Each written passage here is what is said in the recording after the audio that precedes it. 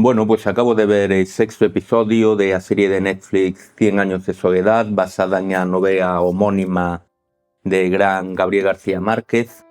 El episodio está titulado El coronel Aureliano Buendía y me dispongo en este vídeo a comentar un poco este episodio como ya he ido haciendo con los anteriores. Para los que seáis nuevos en el canal, yo soy un filólogo especializado en estudios literarios que recientemente ha releído la obra maestra de García Márquez precisamente para hacer un vídeo para este canal que os dejaré enlazado por aquí arriba. Por eso creo que estoy en condiciones de ofrecer un comentario sobre esta serie un poco distinto de otras cosas que podáis encontrar en YouTube. Como he venido haciendo hasta ahora, este comentario va a estar dividido en dos partes. En una primera parte hablaré de episodio en sí sin spoilers de la novela.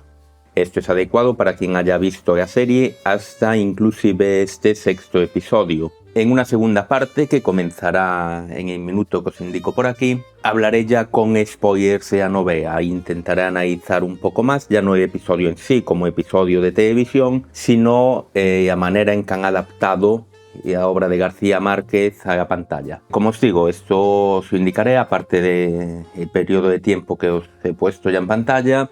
Os indicaré también en los capítulos y os indicaré en su momento para que no vayáis, si no habéis ido a la novela, no os comáis spoilers ya mismo de cosas que van a pasar más adelante en la serie. Antes de empezar, sí que quería deciros un par de cosas, ¿no? La primera es daros las gracias. Os comenté un poco en el vídeo anterior que estaba en una situación familiar un poco difícil, que ha ido mejorando, pero gracias. No he tenido tiempo a contestar a vuestros comentarios, pero sí que he podido ir leyendo algunos comentarios de apoyo.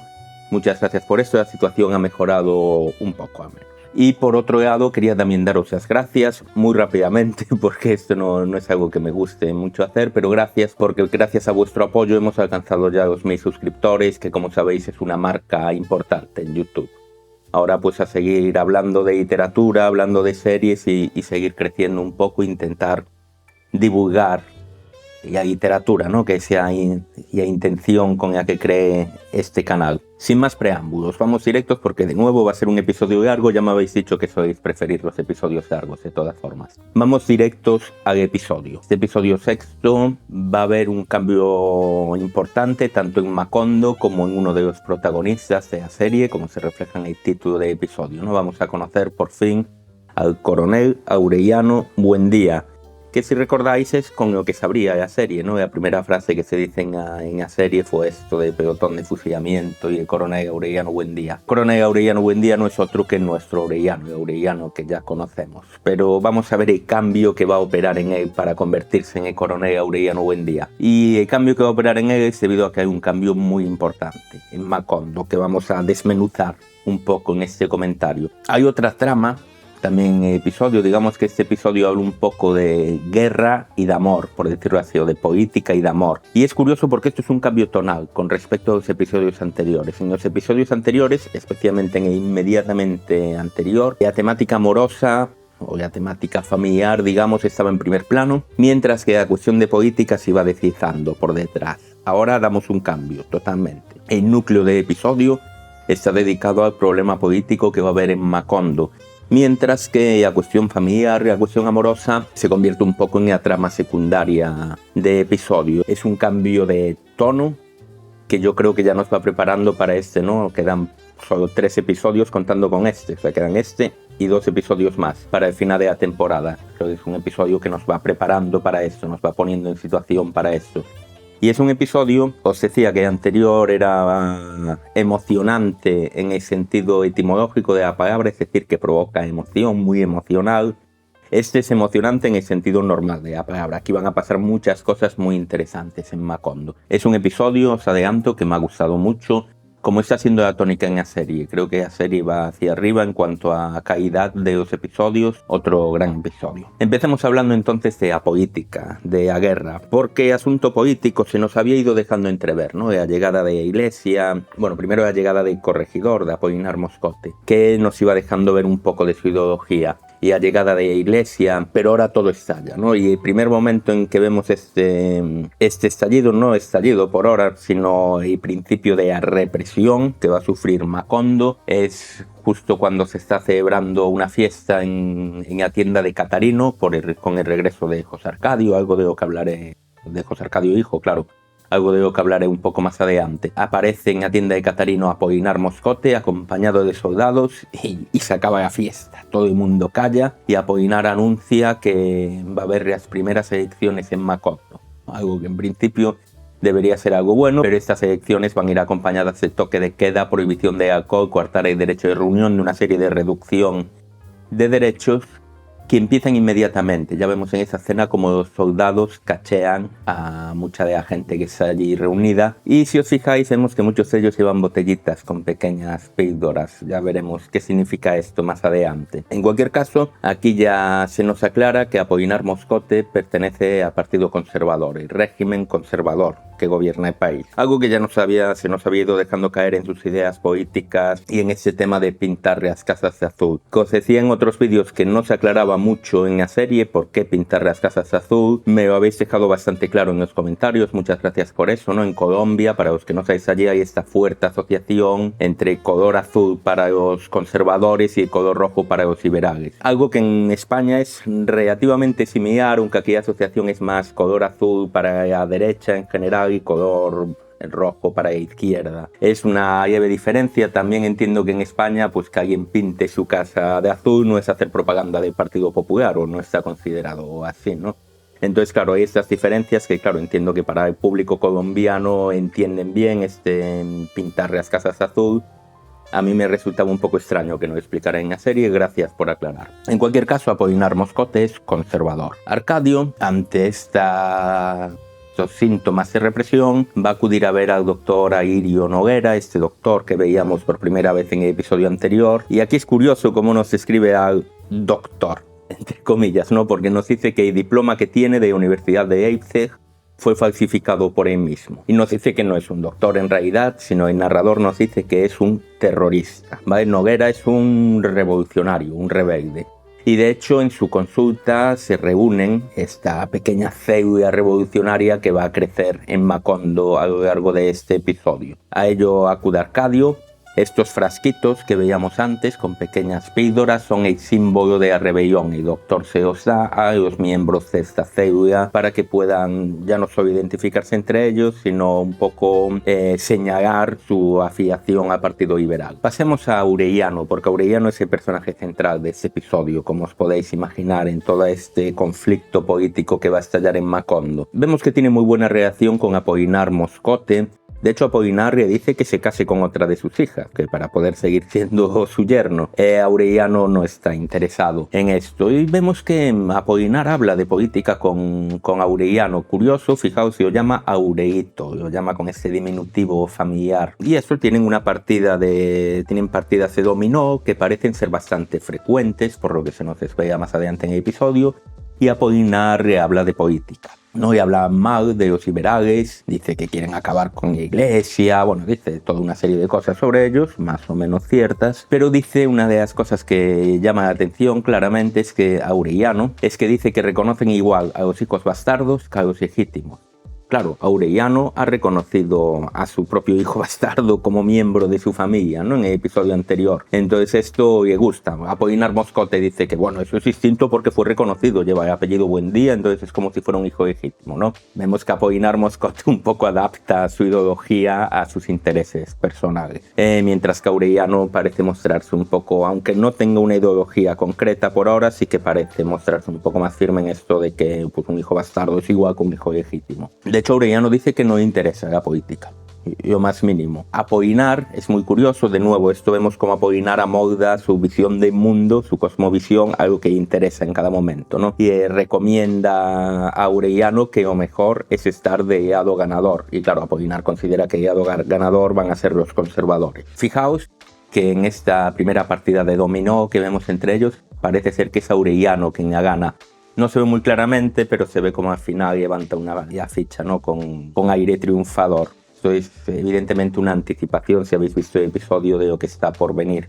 Muy inteligente esta anticipación, como casi todas las que hemos visto a lo largo de la serie. Por cierto, no lo he comentado antes, miro hacia allí porque tengo allí las notas que he ido tomando mientras veía el episodio, ¿de acuerdo? No os preocupéis por eso. Volvemos a esta célula liberal incipiente. El doctor Noguera va a ir montando esta célula liberal con la gente joven del pueblo. De hecho, más adelante el narrador nos revela que casi todos son hijos de los fundadores, porque Noguera alude a los principios fundacionales de Macondo. De algo hablaba un poco en el episodio anterior, ¿no? Esta gente se ha ido en busca de la libertad, en busca de su propia vida, no en el caso, por ejemplo, claro, de José Arcadio y Úrsula, para evitar todo este tabú de incesto. Entonces, siguiendo estos principios, el doctor Noguera va a convencer a casi todos los hijos, como digo, de los fundadores originales del pueblo. Gente joven que quiere acabar con el orden conservador. Vemos que a lo largo del episodio un par de veces que llega un mensajero para el doctor Noguera, mensajero enviado por un general liberal que va informando de cómo están las cosas en el resto del país. Creo que el mensajero llega de Riohacha, si no recuerdo mal. Uno de estos mensajes que traen no es tanto un mensaje, sino un paquete. Y el paquete es una imprenta con la que van a empezar a imprimir de manera ilegal octavillas. Y esto me ha gustado mucho, esta escena de imprenta, porque me ha recordado, yo conozco casos particulares de gente que ha trabajado en la clandestinidad durante la dictadura franquista. Y conozco algún caso, he oído algunos testimonios de primera mano, de primera voz, de gente que precisamente tenía una imprenta clandestina.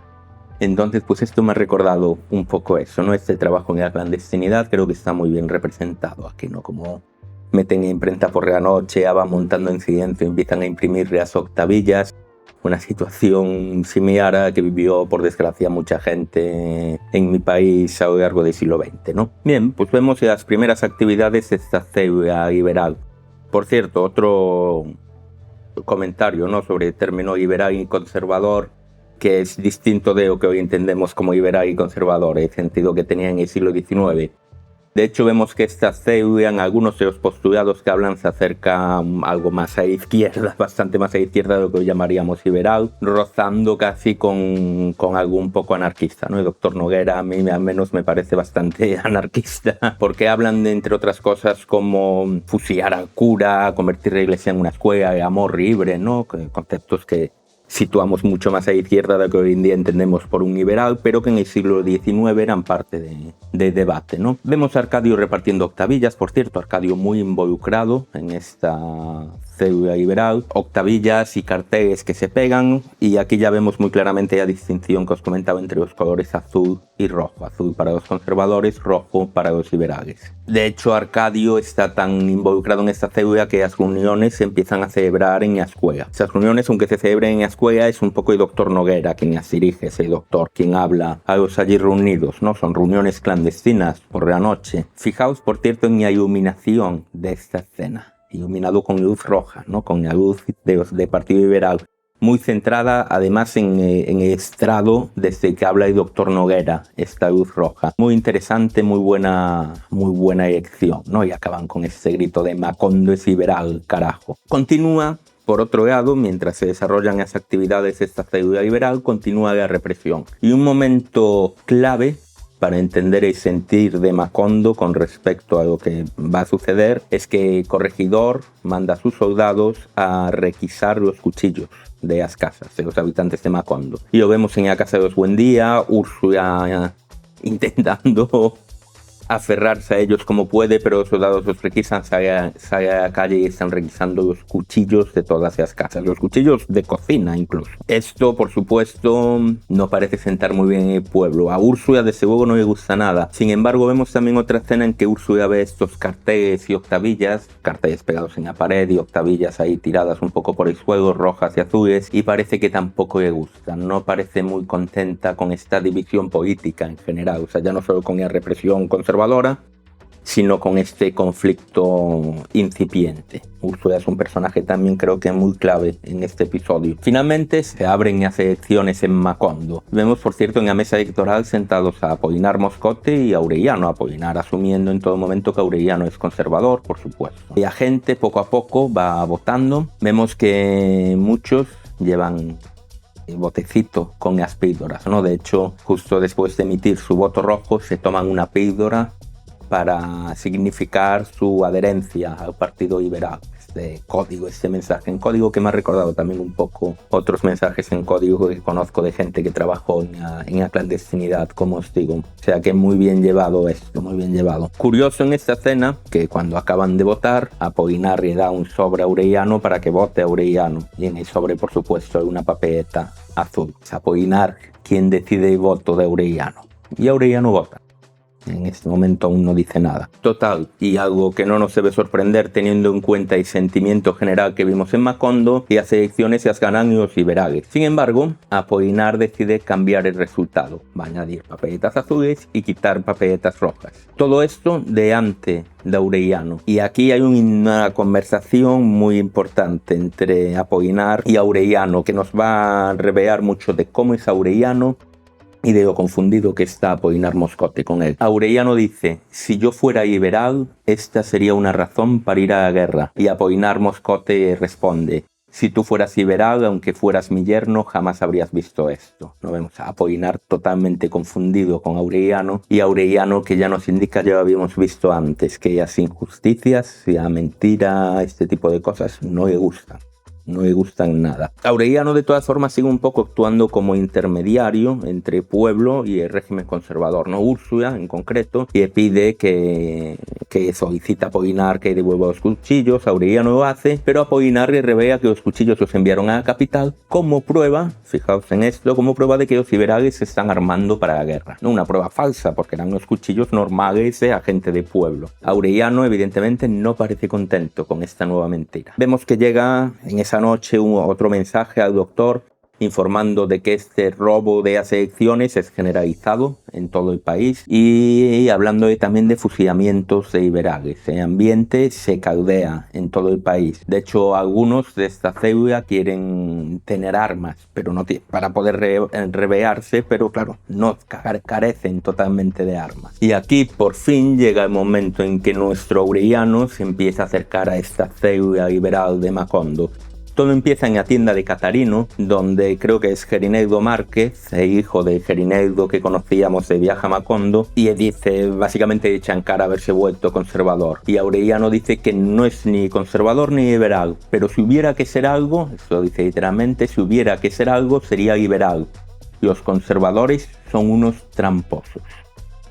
Vemos la actitud de Aureliano ante esto. Sus amigos le dan las pastillas y lo llevan a la escuela, ¿no? Allí recibe Arcadio y recibe el doctor Noguera. El doctor Noguera informa a Aureliano de la revolución que tienen planeada, de la rebelión que tienen planeada, y informa de que quieren su ayuda para matar a Apolinar Moscote, a su esposa y a sus hijas, diciendo que hay que exterminar de raíz todo lo conservador. Aureliano, evidentemente, no está de acuerdo con esto.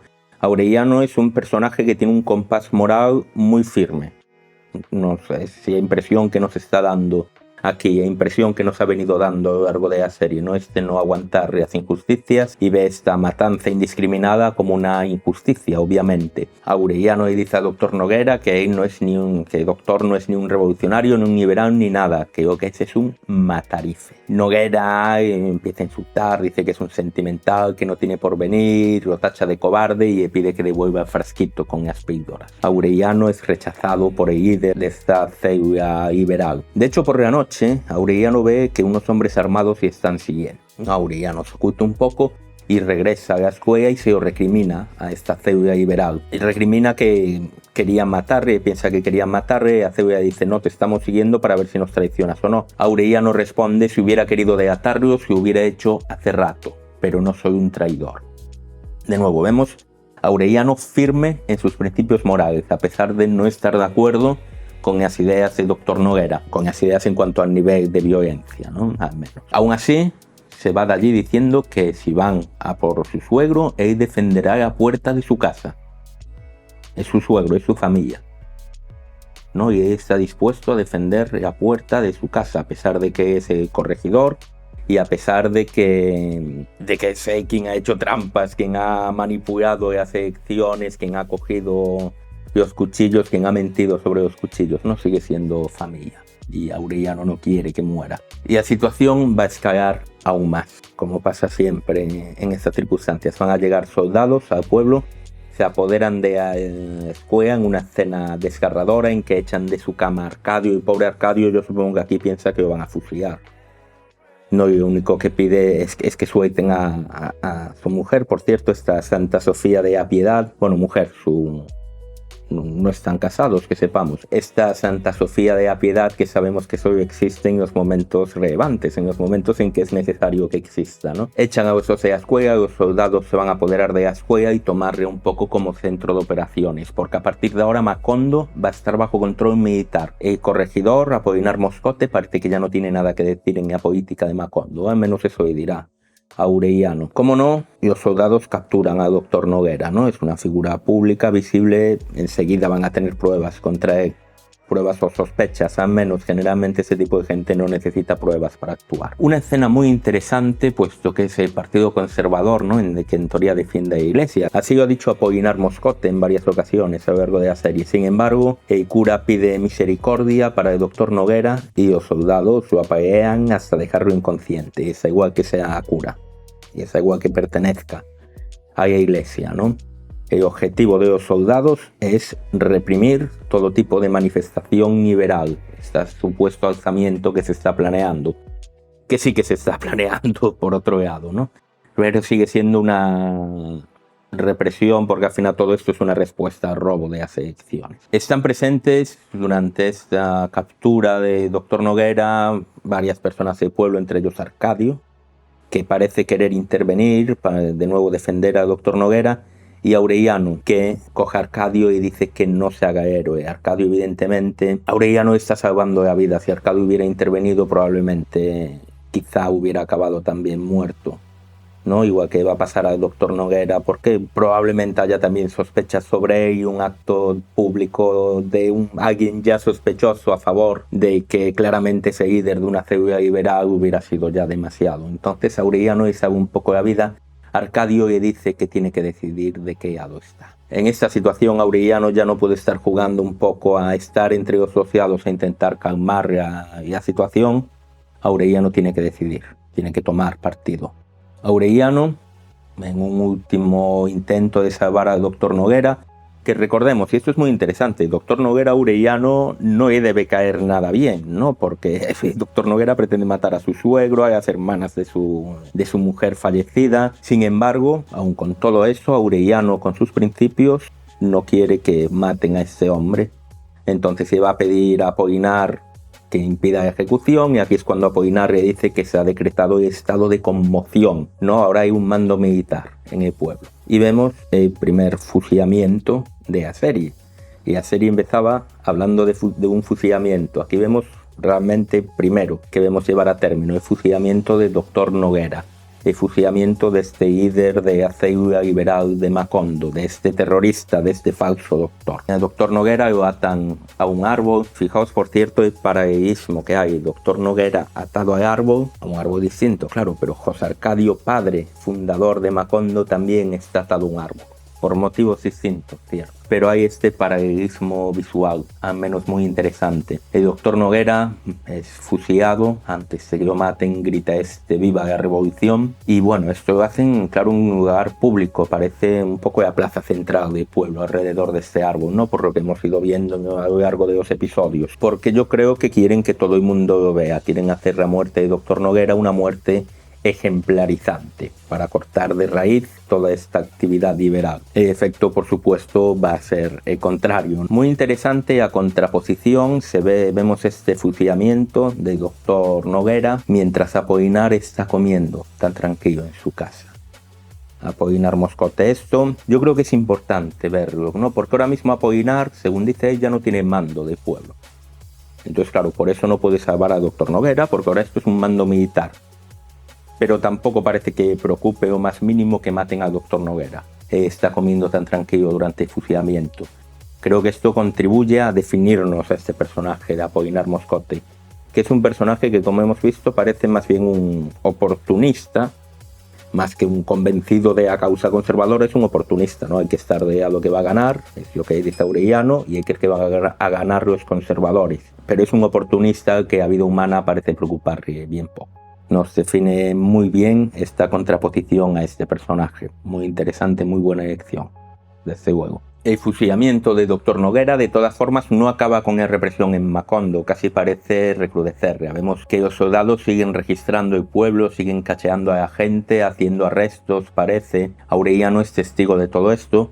Una escena también muy buena, este montaje en Doi, ¿no? Donde Aureliano pasea por unas calles del pueblo mientras los soldados van haciendo todo tipo de actos represivos a su alrededor. Y que acaba con una escena muy perturbadora, donde se ve a los soldados de pie, una mujer tirada en el suelo siendo mordida por un perro. Uno de los soldados dice que el perro tiene rabia y le pega un tiro al perro. Acto seguido, la mujer pide ayuda médica y los soldados la golpean con las culatas de sus rifles hasta matar.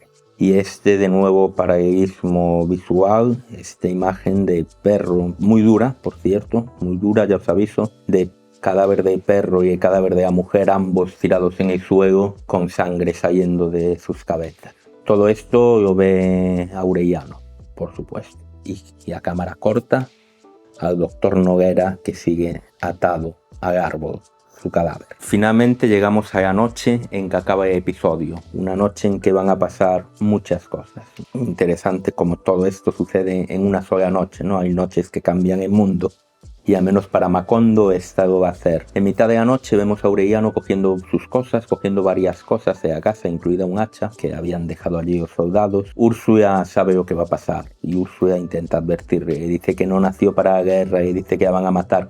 Aureliano en ningún momento le dirige la palabra a Úrsula, ella ignora. No es que ella ignore, pero no le dirige la palabra, sigue cogiendo sus cosas. Vemos cómo se despide de Visitación en Wayuunaki, cómo le pide a Amaranta que cuide a Arcadio José. Recordad que Amaranta había un poco acogido a Arcadio José como su hijo, que se cuide a ella misma. Úrsula, mientras tanto, iba siguiendo, intentando evitar lo que va a pasar. Aureliano no le dice nada a Úrsula. Aureliano se despide de José Arcadio padre en completo silencio, no intercambian ninguna palabra, pero con las miradas se entienden, ¿no? Finalmente le tiende la mano a Úrsula, le pone la mano en el rostro a Úrsula, que está llorando, desconsolada, como no, porque sabe lo que va a hacer su hijo. Y en silencio se va de la casa. Una escena muy dura, es el momento en que Aureliano toma partido, definitivamente.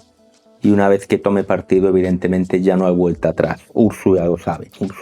Gran actuación de todos, especialmente quiero remarcar la actuación tanto de actor que interpreta a Aureliano, como sobre todo de actriz que interpreta a Úrsula. Gran actuación.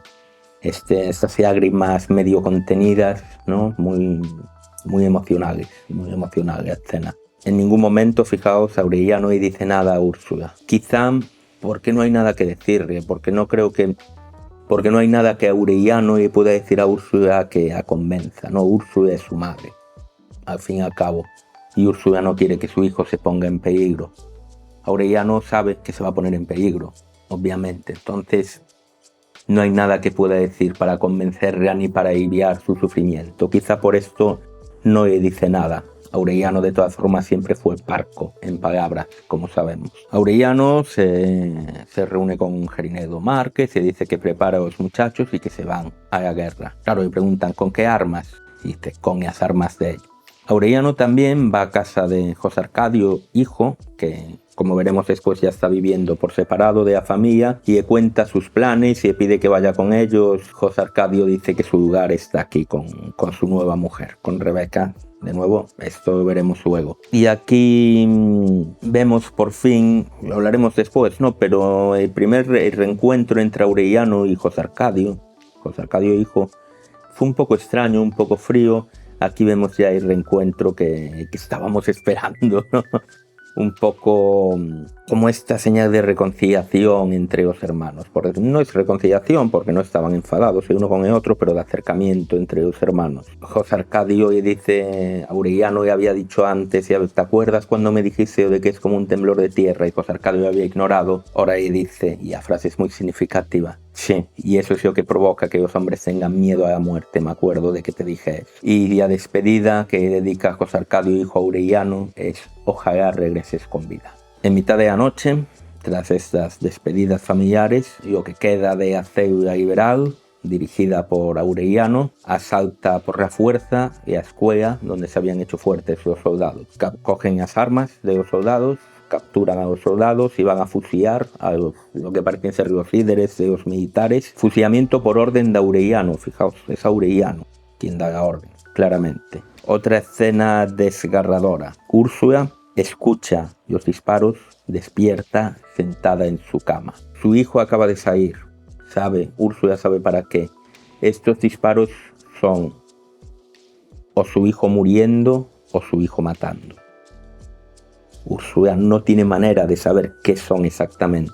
Una escena desgarradora también, ¿no? Y dolor de una madre cuando un hijo tiene que hacer lo que tiene que hacer, en este caso. Finalmente, Aureliano, que ha tomado ya totalmente el control de la rebelión, deja a Arcadio a cargo de Macondo como jefe civil y militar. Arcadio, si os fijáis, parece casi un poco, no sorprendido, sino como sobrepasado por esta responsabilidad que Aureliano le acaba de poner encima, ¿no? Y antes de abandonar Macondo con esta música de marcha militar con la que acaba el episodio, Aureliano va a casa de los Moscote y allí se encuentra a Apolinar oculto en un armario. Aureliano, fijaos, después de todo esto, le da su palabra a Apolinar de que él y su familia estarán a salvo en el régimen liberal. Apolinar le dice que se volvió loco, que esto es una locura, y le llama Aurelito.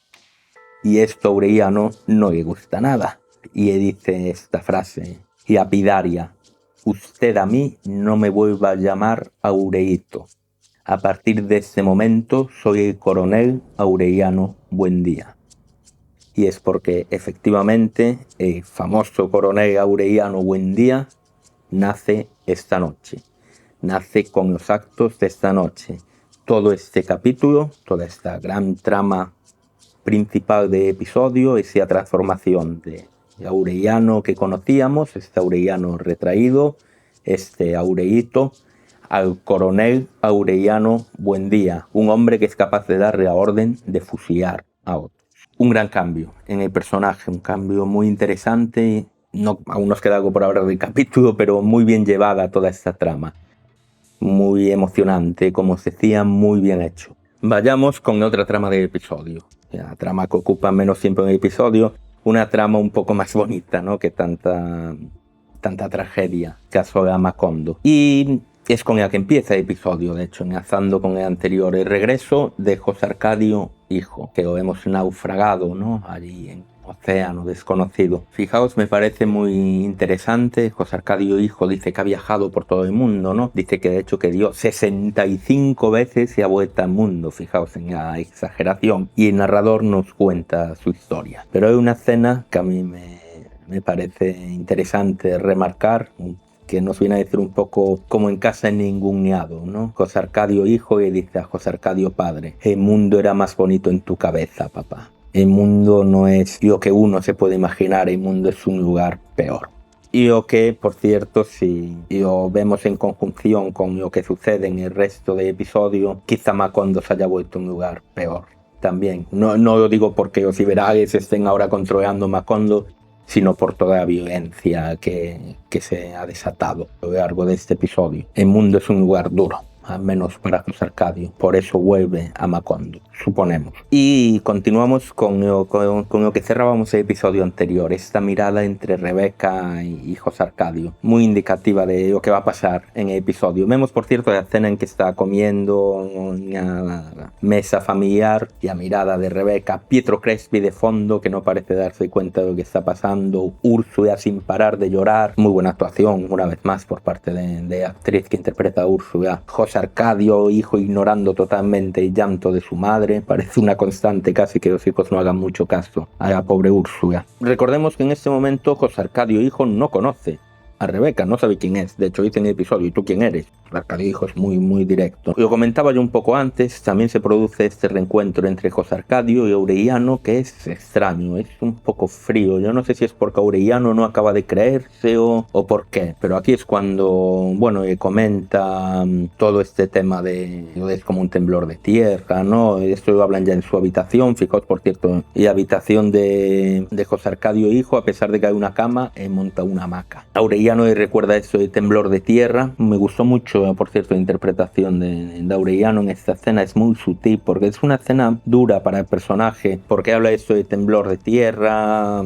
José Arcadio como que ignora un poco, deja caer que estuvo casado y dice, vamos, ¿cómo que estuviste casado? Y a frase de Aureliano, me casé y luego enviudé. Fin de historia. No parece que Aureliano aún duele mucho la pérdida de remedios. José Arcadio, ignorando totalmente este dolor de su hermano, simplemente le pregunta por la tienda de Catarino. Y aquí vamos a esta escena de la fiesta en la tienda de Catarino que acabarán interrumpiendo los soldados. Una escena que nos revela mucho a José Arcadio. José Arcadio es una explosión, es pura vitalidad. Está invitando a todo el mundo en la fiesta de Catarino. Fijaos, por cierto, que Arcadio, su hijo, lo contempla casi como con orgullo, como queriendo ser como él, ¿no? Casi. Y las mujeres se lo rifan literalmente a José Arcadio hijo. De hecho nos dice el narrador a un precio desorbitado. José Arcadio es esta enorme fuerza de la naturaleza que irrumpe en la vida de los habitantes de Macondo. Vemos varias escenas también, ya en la casa de los Buendía, Rebeca inquieta por la noche, espiando a José Arcadio hijo, viendo desnudarse. De hecho nos dice el narrador que al lado de José Arcadio, Pietro Crespi parece, y nos dice algo muy duro, voy a dejarlo en parece un alfeñique. Y nos habla, fijaos, de la respiración volcánica de José Arcadio. Recordemos, ¿no? El sexo es como un temblor de tierra. Rebeca, ocupándose de sí misma, hacía temblar la tierra. Y ahora vemos otra cuestión sísmica, ¿no? Y la respiración de José Arcadio es volcánica. José Arcadio es sexo puro, es sexualidad, es vitalidad. Rebeca, con esta situación, vuelve a estar muy nerviosa, come tierra a escondidas. José Arcadio, hijo y Abé, se miran y uno al otro, y Rebeca finalmente entra en su habitación. La música con esta percusión, con ritmos tropicales muy machacona, increciendo, hasta el momento en que para, el momento en que tienen ya el encuentro entre ellos en la hamaca. Y fijaos esta frase tan bonita que nos dice el narrador, esta antítesis tan bella. El placer inconcebible de aquel dolor insoportable. El amor como dolor, amor y sexo en este caso como dolor y placer. No es una antítesis de corte muy clásico, pero que funciona muy bien, está muy bien escrita. Al día siguiente, durante el desayuno de la familia Buendía, tanto Amaranta como Úrsula se dan cuenta de que aquí está pasando algo. De hecho, José Arcadio, ni corto ni perezoso, dice que se va a casar con Rebeca en 3 días. Úrsula, evidentemente, está totalmente en contra de esto, ¿no? Pero ¿cómo vais a hacer esto? Que sois hermanos. Rebeca dice que no están pidiendo permiso. Rebeca parece que se ha contagiado un poco de esta vitalidad imparable de José Arcadio. Bueno, Úrsula y dice que si lo hacen no vuelvan a pisarle a casa. Amaranta se la ve completamente envidiosa. El narrador nos dice que Úrsula nunca va a perdonar esto y Amaranta nunca va a superar el rencor, ¿no? Una nueva anticipación de lo que va a suceder con estos personajes. De hecho, José Arcadio y Rebeca se van de la casa y vemos como Amaranta quema ropa, suponemos que de Rebeca, y quema el traje de boda de Rebeca. Traje con el que Rebeca se iba a casar con Pietro Crespi. De hecho, José Arcadio va a ver a Pietro Crespi. José Arcadio no se corta en absoluto. Pietro Crespi está dando clases, está en mitad de una clase de música, entra y directamente le dice, me caso con Rebeca, ¿no? De hecho dice que solo se lo dice para que no le vaya a preguntar nada a ella, para que ni hable con ella. Pietro Crespi, a esta escena donde se encaran un poco, se ve la diferencia entre ellos. Pietro Crespi intenta decirle que es algo contra natura, ¿no? Que son hermanos, que tal, pero ya lo dice con un tono de voz que nos dice mucho de la dinámica de poder entre ambos, ¿no? Pietro Crespi está muy asustado de este José Arcadio que es pura vitalidad, pura fuerza. Y finalmente José Arcadio se va, Crespi queda llorando, destrozado, ¿no? Es esta fuerza imparable de José Arcadio. Luego veremos que Pietro Crespi va a seguir desayunando con el Buendía y los martes, ¿no? Curiosamente. Y de hecho se nos va a decir que va a empezar a ver a Amaranta como hasta ahora ya veía como una niña, ya va a empezar a ver como algo más que una niña. Pronto, nos decían en 3 días, se celebra el matrimonio entre Rebeca y José Arcadio hijo. Muy poca asistencia a ese matrimonio, que reconozcamos vemos que asiste Aureliano, Arcadio y Santa Sofía de la Piedad. El cura, por cierto, hace una labor extraordinaria remarcando que no son hermanos y por tanto la boda es totalmente legítima, que aquí no hay problema ninguno. Vemos que aquí también actúa un poco, sí, no son hermanos de sangre, pero bueno, Rebeca fue adoptada por los Buendía, ¿no? Vemos que el cura aquí también tuerce un poco de así, por decirlo así. Y de hecho dice, más allá de los chismorreos y habladurías que corren por el pueblo. Oiga, señores, que los dos apellidan Buendía, sabe usted, ¿no? En fin, la boda es muy rápida y aquí ya vemos un abrazo más sincero entre Aureliano y José Arcadio. Y vemos también un abrazo entre Arcadio y José Arcadio y su padre. Y aquí el narrador nos dice, a pesar de esta mirada orgullosa de la felicidad que muestra y legítima que muestra Arcadio por su padre, aquí el narrador nos dice que Arcadio nunca supo que José Arcadio era su padre. Otra cosa que quiero comentar, que pasa en esta escena de las celebraciones después de la boda, ha pasado también en la fiesta en el local de Catarino. Pilar Ternera mirando de fondo, perdida entre la multitud, a José Arcadio. Parece que lo que era como un temblor de tierra era el propio José Arcadio, hijo. Y la pareja, aquí a una pequeña casa junto al cementerio, y van a vivir allí solo con la hamaca, nos dice. Y allí es donde se va a producir esta despedida entre José Arcadio hijo y Aureliano. Esto es lo que sucede en el episodio. Cambios en la familia Buendía y sobre todo cambios muy importantes en Macondo. Un gran episodio, creo que va acelerando el ritmo de cara a los 2 episodios que nos quedan en esta temporada. Y hay irrupción con fuerza, antes estaba un poco de fondo, pero hay irrupción con fuerza del tema de la política y de la guerra en la vida de los habitantes de Macondo. Y a violencia en Macondo por primera vez, violencia primero por parte de los soldados, el primer fusilamiento que vemos en esta historia, pero luego por parte del coronel, ahora coronel Aureliano Buendía. Coronel, por cierto, que se ha puesto el cargo a sí mismo, nadie lo ha nombrado coronel, que veamos, ¿no? Él se nombra a sí mismo, él se crea a sí mismo, este Aureliano, Aureito, se reinventa a sí mismo como el coronel Aureliano Buendía. Oíamos hablar al principio de la serie. Otro gran episodio, otro episodio sin duda inolvidable en lo que está siendo sinceramente una gran temporada, una gran serie. Habiendo dicho esto, voy a empezar con una breve sección donde incluiré spoilers de 100 años de soledad, de la novela de Gabriel García Márquez, para analizar un poco cómo ha ido adaptando la serie a novela. Así que si no habéis leído 100 años de soledad, este es el momento de dejar de ver el vídeo, acabar de ver la serie, leer la novela, por favor, sobre todo leer la novela, es imprescindible, y después volver a ver esta sección de vídeos si os interesa. Así que si no habéis leído la novela, este es el momento de dejar el vídeo. Bien, ahora que estamos en Petit Comité, los que hemos tenido la suerte de leer la obra maestra de Gabriel García Márquez, muy brevemente quiero hacer algunos comentarios sobre cómo han adaptado esta parte de la novela a la serie. Y digo parte porque todo este episodio de la serie es lo que retóricamente llamamos una amplificatio, una amplificación. Lo que nos cuentan son unas pocas páginas de la novela, ni siquiera es una secuencia completa. Y lo que hacen en la serie es expandir la información que nos da García Márquez en esas páginas para hacer un episodio de 1 hora. Esto es algo, por eso os remarcaba, creo que en el episodio anterior, y a diferencia de adaptaciones audiovisuales, adaptar una novela a una película, que tiene una duración máxima, adaptarla a una serie que se puede permitir esa amplitud. Aquí vemos las ventajas del segundo método de adaptación a serie, en todo su esplendor, un amplificatio que sienta muy bien a estas escenas de la novela. Algunos comentarios que quiero hacer, aparte de esto.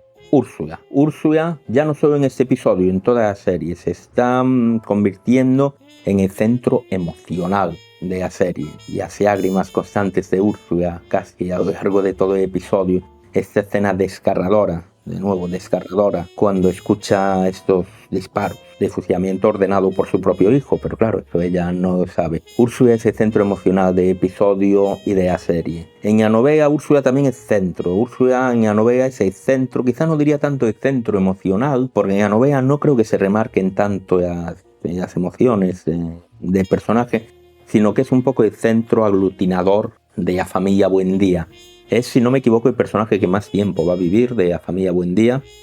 va a vivir casi toda la duración, casi todos estos 100 y pico años que dura la novela. De hecho, os avisé de que aquí habría spoilers, ¿no? Y ese centro aglutinador, esa gran matrona de la familia Buendía. Y la escena, por cierto, de la despedida de Aureliano, de su familia, esto no está en la novela. Esto es parte de esta amplificatio y es una muy buena escena. En general, en la serie ya no solo se muestra los sentimientos de Úrsula con mayor detalle, sino que se muestra la reacción entre los miembros de la familia con mayor detalle, o sea, con mayor espacio, no mayor detalle, porque son el mismo tipo de reacción que se nos describe en la novela, pero con mayor espacio para dejar que estos sentimientos, que lo que sienten el uno para con el otro, se muestre en pantalla, florezca un poco, ¿no? En pantalla. Y esto se agradece, al menos yo agradezco personalmente. Una cosa que he hecho en falta en toda esta amplificatio es una frase que está en la novela y que yo creo que define mucho al personaje de Aureliano. No tanto al personaje del coronel Aureliano Buendía. Veis que siempre me estoy refiriendo un poco como si fueran personajes diferentes porque hay un gran cambio de Aureliano al coronel Aureliano Buendía. Esta frase nos habla de Aureliano y nos dice: no entendía cómo se llegaba al extremo de hacer una guerra por cosas que no podían tocarse con las manos. Parece que al final de este episodio el coronel Aureliano Buendía sí que entiende por qué hacer una guerra por cosas que no pueden tocarse con las manos. O quizá es que se ha dado cuenta de que estas cosas que no pueden tocarse con las manos tienen consecuencias que sí se pueden tocar con las manos, ¿no? Y aquí vamos a la escena de la mujer y el perro, ambos muertos en la calle de Macondo. Consecuencias reales de una batalla puramente ideológica, de una batalla de cosas que no se pueden tocar con las manos. Y la escena que en la novela muy claramente provoca el cambio de entre Aureliano y el coronel al ver esta tremenda injusticia cuando Aureliano decide tomar las armas. En la serie también, por supuesto, ¿no? Esa escena justo antes de la noche en la que se van a suceder tantas cosas en Macondo. Y ya un último comentario. Hay una pequeña diferencia, y es una diferencia muy, muy pequeña. De nuevo, estoy haciendo estos comentarios más breves porque os podría insistir en frases de la novela que se repiten tal cual, en escenas que están tal cual en la novela.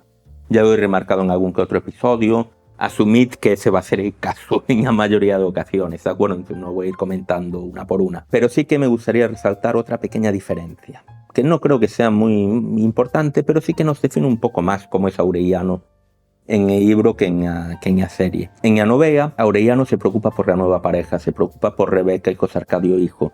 Y es compra muebles. Fijaos que en la serie se nos dice que se mudaron solo con hamaca. Aquí Aureliano y es compra muebles y está algo de dinero hasta que José Arcadio hijo empieza a trabajar el campo, ¿no? Alrededor de la casa. Esto está ausente de la serie y esto es, bueno, nos revela la preocupación que se ve constante en Aureliano por aquellos más desfavorecidos, por aquellos que menos tienen. Esto está presente en la serie, evidentemente. La propia escena, ver cómo reacciona ante los abusos de poder.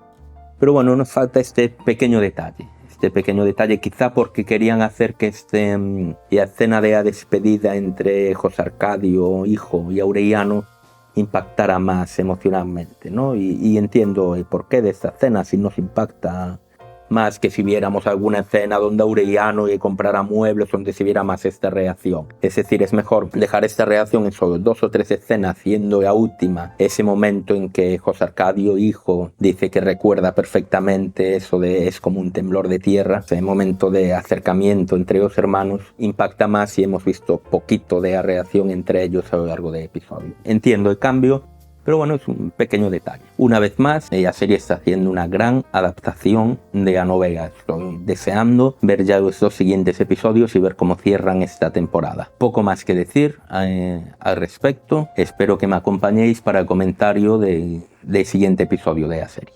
Nos vemos entonces.